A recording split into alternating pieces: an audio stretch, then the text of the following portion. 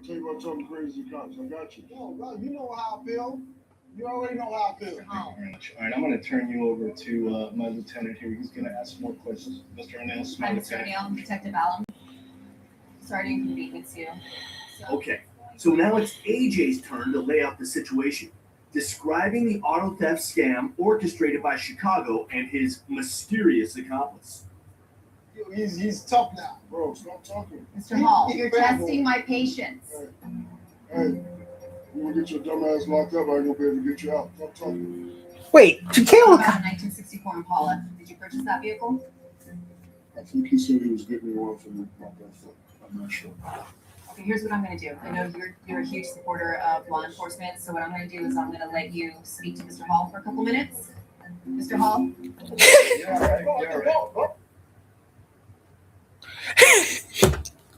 Shaquille's actually a cop, so don't try nothing. Stupid, man. Yeah, Shaquille's a cop. Shaquille O'Neal's a police officer.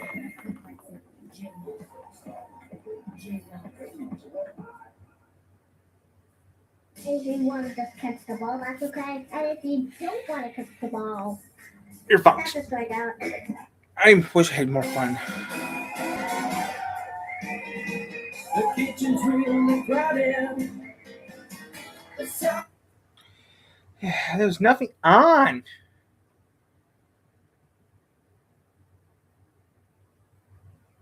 How?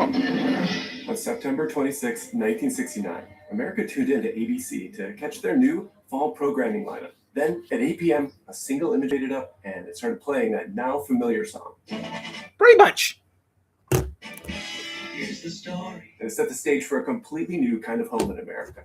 Before this, popular television programs, Month ago, many okay. of them in black and white, were intentionally set within homes that were already familiar to most Americans at the time. Shows like Leave It to Beaver Lucy! took place inside of a colonial revival structure when the style was at its peak of popularity. Interactions between those characters on the interior were framed by a typical set of rooms, like an entry foyer, the living room, or the kitchen. But the design of these spaces had more responsibility than just staging those comedic actions of the sitcom. By the mid-20th century, television had become the primary site for what might be called spatial enculturation. That's the process by which people learn about different kinds of homes and the lives that unfold inside of them. Consciously or unconsciously, the spaces on TV shape Lucy, the Beaver, viewers' and Brady ambitions Bunch. for the designs of their own lifestyle choices and preferences in real-world architecture. So Hollywood saturated the television screen with images of American prosperity, like clean houses and stable families, obedient children, Messy! and comfortable material lives. Not only did these play well on screen, but they lined with what mid-century America wanted to believe about itself. The kitchen in particular was a critical site for this amped-up display. At the exact same cultural moment that June Cleaver commanded her kitchen full of the latest appliances, the U.S. government staged something remarkably similar in Moscow. In 1959, Vice President Nixon brought a full-scale model of a suburban American home to the Soviet Union as part of a cultural exhibition, and he stood inside of its kitchen to argue to Nikita Khrushchev that capitalism delivered a better life. This competition, which you have just Oh, Mr. described, Pepsi! you That's when find Pepsi to came have out. trip buzz, particularly in the production of consumer goods. There must be a free exchange of ideas. That exchange became known as the kitchen debate, and it was broadcast on television to both Russian and American audiences. The two TV kitchens, the Leave It to Beaver one and the kitchen debate, told the exact same story, performing the same argument about American abundance. So the kitchen debate wasn't unique. It was happening almost every And that's night. Mr. Coke came By out. the late 1960s, when the Brady Bunch first aired, many Americans were ready to let go of all that posturing that Leave It to Beaver was showing. So the fictional architect, Mike Brady, led the Brady family and the rest of America toward a different way of thinking about the home. I hate the room this way. So do I. The most obvious shift came from the show's interior choices. The intense colors and discordant The color orange. schemes like the avocado green, the red and burnt oranges, the shaggy wool poofs, the macrame rattan wicker, all of it presented in fully saturated Kodak Eastman color. Magazines like Women's Day ran regular home makeover features, pointing homeowners toward exactly where to buy these kinds of things. Sears! This completed a circle Gone. between the screen and the store. But there are two less obvious and I think more important shifts on display here that made their way into the floor plans of American homes. The first is that floating famous staircase. It's open, visible, and central to the entire house, and it connects the lower and upper floors without hiding a transition and any kind of corridor.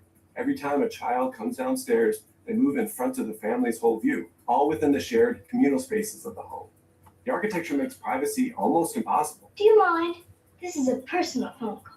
If you're in the house, you're in the family's line of sight. Transparency between the members of the home is achieved by everyone being able to observe everyone else. And that kind of observation is true on TV or whether it's in your own home. And the Brady Bunch normalized homes with only one public space like this, which merged into what we call the Great Room today. The second Brady shift comes from the contrast of that fully connected interior and then pairing that with a home that's strangely completely sealed off from everything that's outside of it. Those sliding glass doors from the kitchen, they just only turn the backyard into an extension of the interior. It's not really an external environment. The privacy fence and that funny AstroTurf seal it further. This house is a suburban fortress that's facing completely inwardly. The Brady house is maximally transparent within the family unit and maximally opaque to the outside world. And things weren't super great outside during the 1970s. The house seemed like it exists in some parallel reality where these anxieties around those external events, they don't exist at all. This is the second wave of the Cold War domestic propaganda after the Beaver home. And it's the more effective one because it doesn't look like propaganda. It just looks like a nice house. And this was a real social shift as Americans were channeling their fears and energy inward, into the home, into their families, and the suburban backyard. For those of you that lived in a city, I Love Lucy offered another even more interesting answer. I live in the country. Sealed itself off from the world. The Ricardo apartment. I live in America. I'm not watching any more of that because that seems something I wouldn't be. Okay, I don't know about that. Digimon Tamers marks the third installment of the anime.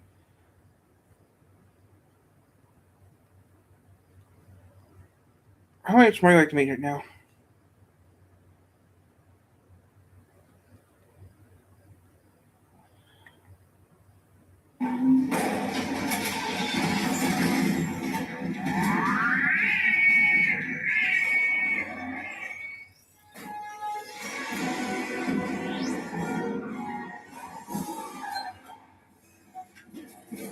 Never seen that movie.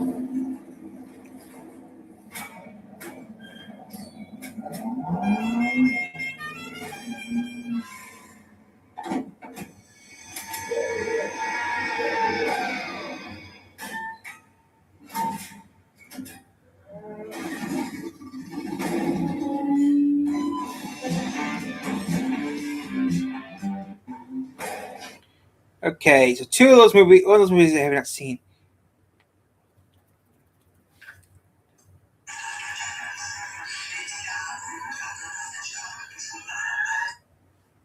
Music.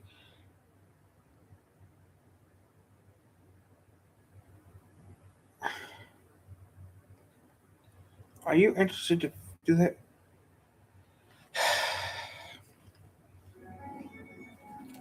I wish I could make some money, but YouTube just for fun. On the side, let me off in a minute. I'll eat some donuts for breakfast. An integrated energy and chemicals company.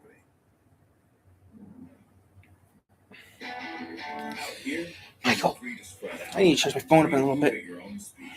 Free to take the side class. But when the trails spread out, your crew does too.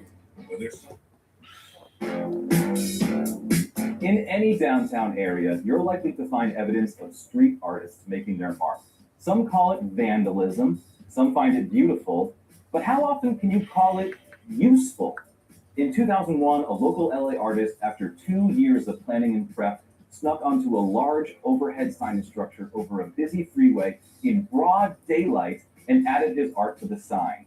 This one act of vandalism was so subtle, so detailed, and so useful, it stayed in place for 8 years.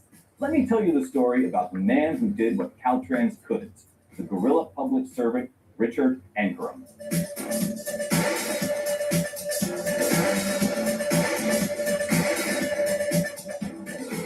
Now, you've all heard stories about how bad LA traffic is. At least you've heard Californians complain about how bad LA traffic is. While that's partly caused by overcrowding, a lack of public transport, and Angelinos not knowing how to drive, a lot of it comes from when those freeways were originally constructed. California's interstates were built and maintained by California Department of Transportation, or Caltrans, and 110 was one of their first projects.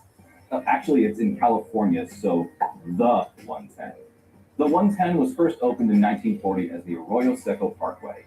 It wound from Pasadena to San Pedro, cutting through the heart of downtown. You bitch. At the time, it was hailed as a Striker. No, thank you, Striker. freeway. But fast forward about 60 years, and the story changes a bit. Caltrans realized freeways needed certain things, like shoulders, for example. The Arroyo Seco Parkway was designed to be, well, a parkway. It was built for 40-mile-an-hour road speeds, which is what most vehicles were doing at the time. It had near 90-degree off-ramps and microscopic on-ramps with stop signs in certain areas. And because it was built right along the Arroyo Seco River, it couldn't be widened as the city grew. Luckily, the 110 is not the only leg into Los Angeles. The 5, the 101, the 10 all funnel commuters into the downtown area. But because the 110 was there first, it sits in the prime spot. This means it had to have on-ramps and off-ramps for each of these freeways added throughout the years in the space of about 4 miles. I think the worst thing about this is that there's no way to unfuck the downtown merges. It's just set in stone. Nowadays, freeway signage is almost superfluous. GPS apps, built-in navigation, and the trust we put in strangers from Uber have made them little more than a relic of the past. But in the Y2K era, people relied on road signs and needed them to be accurate. So you can imagine how frustrated you'd be if you were road tripping to Six Flags, 4 kids in the back of your Ford Expedition, Pokemon soundtrack blaring, driving down the 110, looking for which lane you needed to be in to get on the I-5 North, and the sign just wasn't there. The overhead sign or gantry at mile marker 231 had lanes marked for the 101, the 5 South, and staying on the 110, but it made no mention of the tiny 2-lane exit on the far left side that would put you onto California's largest freeway in less than 2 miles. Here we are in the tunnels of the 110 just north of downtown. We are about to come up to the 5 North exits. It is a very, very tight left-hand exit that just comes up very abruptly at the end of this tunnel right here. If you are not prepared for it, there it goes. Missed it. Every day, people were missing their exit, or worse, cutting across faster lanes of traffic to make it at the very last minute. It's unclear if anyone was actually complaining to Caltrans about this and being ignored, or if it was just one of those, everyday annoyances that people felt they had to live with. But one man wasn't going to let it stand any longer. He became the hero we needed and took matters into his own hands. Richard Ankrum is a contemporary artist and sign painter who was living south of Los Angeles in Orange County back in 2001. After falling prey to the freeway signs' misleading layout one morning, he began to notice just how many people did as well. Luckily, Ankrum had the skills, the stubbornness, and the free time to do something about it. At first,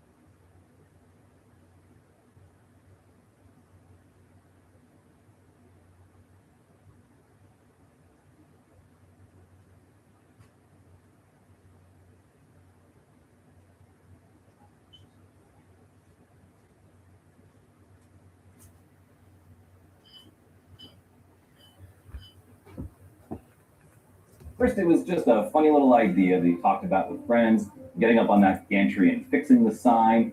But eventually, Ankrum went into full planning mode.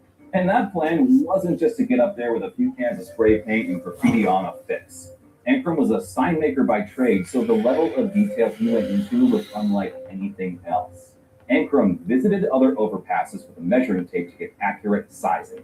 He took color swatches to other signs in order to match the Caltrans standard perfectly.